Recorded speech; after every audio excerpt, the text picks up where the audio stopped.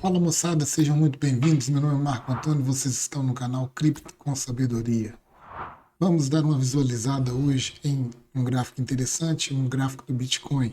Primeiro, vamos aqui ao gráfico que nós traremos para vocês. Hoje foi anunciado pelo Fed, né, o aumento na taxa de juros. E com isso, né, a perspectiva do mercado em geral era que os preços desabassem. Mas, né, a reação do mercado geralmente precifica essas situações negativas antes do tempo. E aí, quando o fato acontece, normalmente aquilo já está precificado e se esperava queda, acontece alta. E é o que vemos no Bitcoin. Né? O Bitcoin fez igual o Ronaldinho Gaúcho, quando esse fazia, né? Esse era jogador profissional, ainda estava em atividade.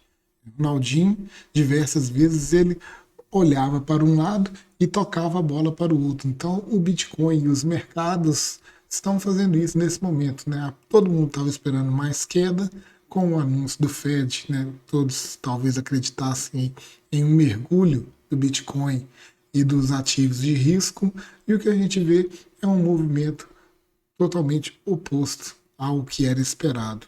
E isso já aconteceu anteriormente, igual a gente vê nesse gráfico aqui da Nasdaq em 4 horas, né?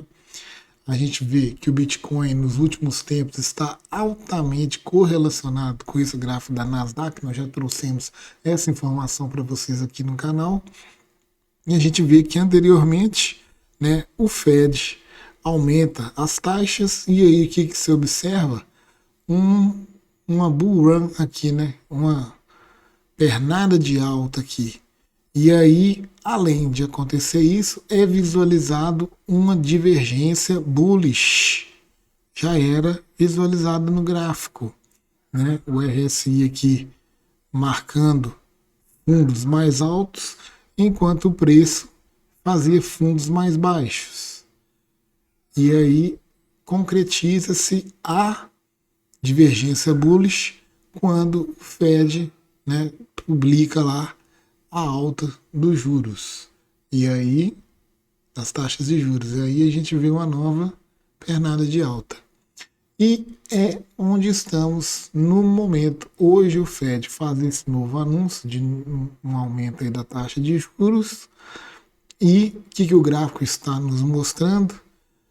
Nova divergência bullish, né?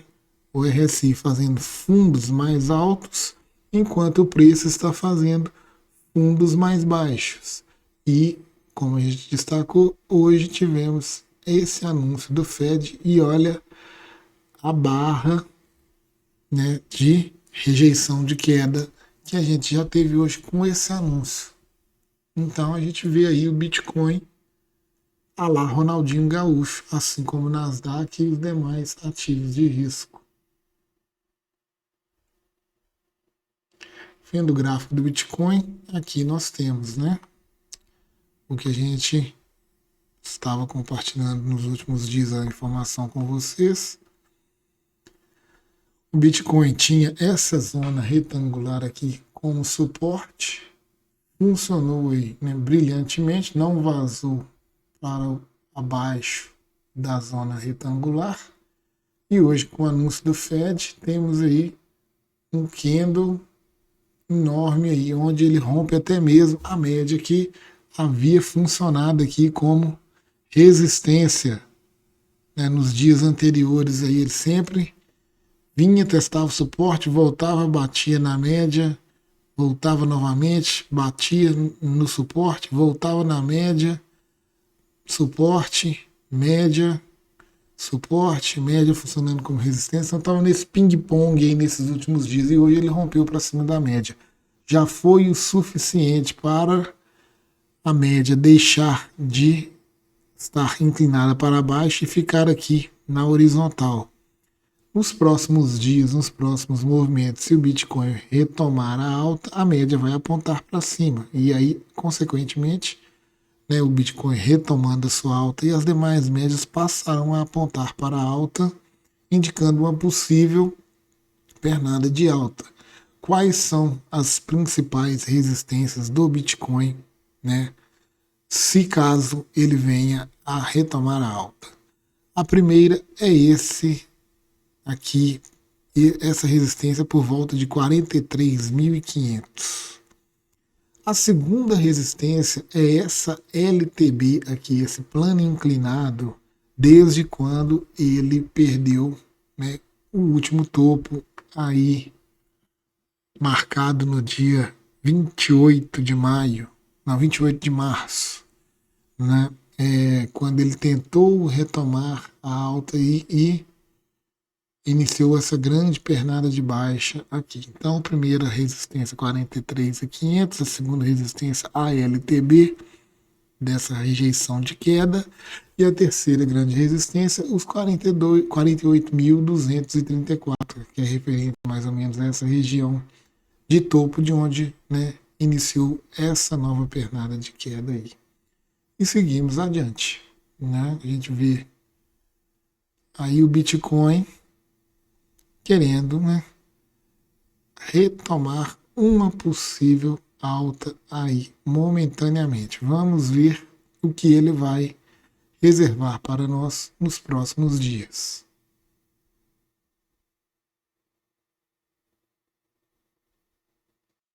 Passando ao estudo filosófico de hoje, temos a lição de Musônio Rufo em suas palestras. Musônio traz para nós o seguinte: quão melhor é ser conhecido por muitos por fazer o bem do que por viver de maneira extravagante? Quão mais digno é gastar com paus e pedras do que com pessoas?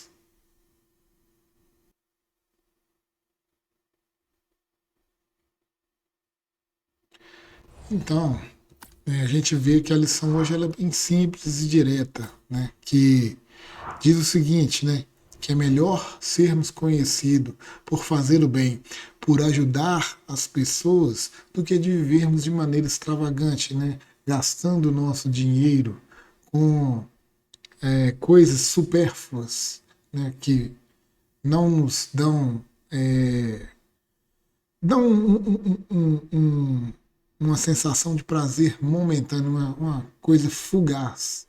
Quando, na realidade, se nós aplicarmos esses recursos para auxiliar pessoas que necessitam, nós nos sentimos realmente preenchidos internamente. E ele completa dizendo, né, quão mais digno é gastar com paus e pedras do que pessoas, ou seja, quão mais digno é gastar com coisas materiais, com coisas passageiras, do que gastar com pessoas, com seres humanos, com semelhantes, né, a nós. Então a gente, nesse mercado financeiro que nós estamos, nesse movimento, a gente quer progredir, quer prosperar. Sim, todos nós. Todos nós temos isso como objetivo e não é condenável que nenhum de nós queira melhorar a sua situação de vida, a situação de vida de nossos entes queridos, nossos familiares próximos, a nossa família, mas também, né, nós não devemos apenas querer nos melhorar. Devemos fazer esse dinheiro que angariarmos circular de uma forma benéfica, estendendo o bem a todos aqueles que estão à nossa volta, a todos aqueles, né, que nos procuram nos momentos de necessidade, ou que porventura também, eles não precisam vir até nós. Nós mesmos, às vezes, descobrimos aquelas pessoas que têm necessidade de um auxílio momentâneo. E quando a gente fala, né, na questão do auxílio, de caridade, essas coisas, a gente não deve se prender também apenas na questão do auxílio financeiro, da caridade financeira. É legal a gente fazer esse tipo de caridade, é válido e é muito benéfico. Nós auxiliamos aqueles que necessitam, mas também há outros tipos de ajuda, há outros tipos de caridade que nós podemos fazer, né?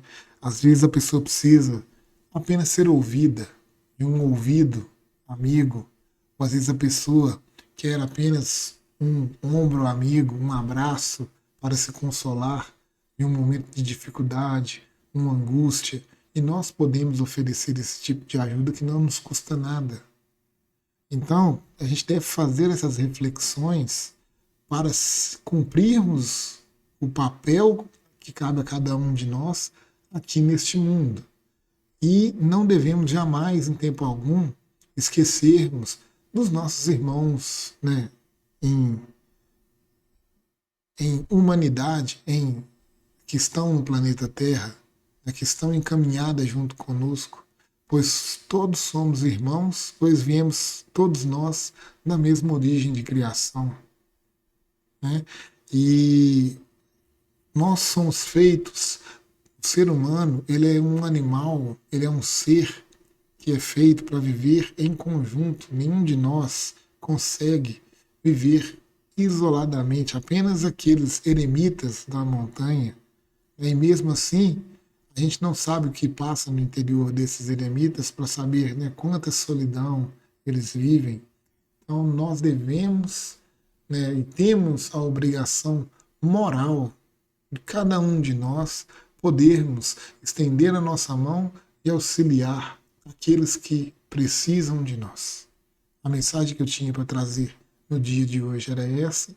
Espero que vocês tenham gostado e nos vemos até um próximo vídeo aqui neste canal. Muito obrigado pela sua audiência.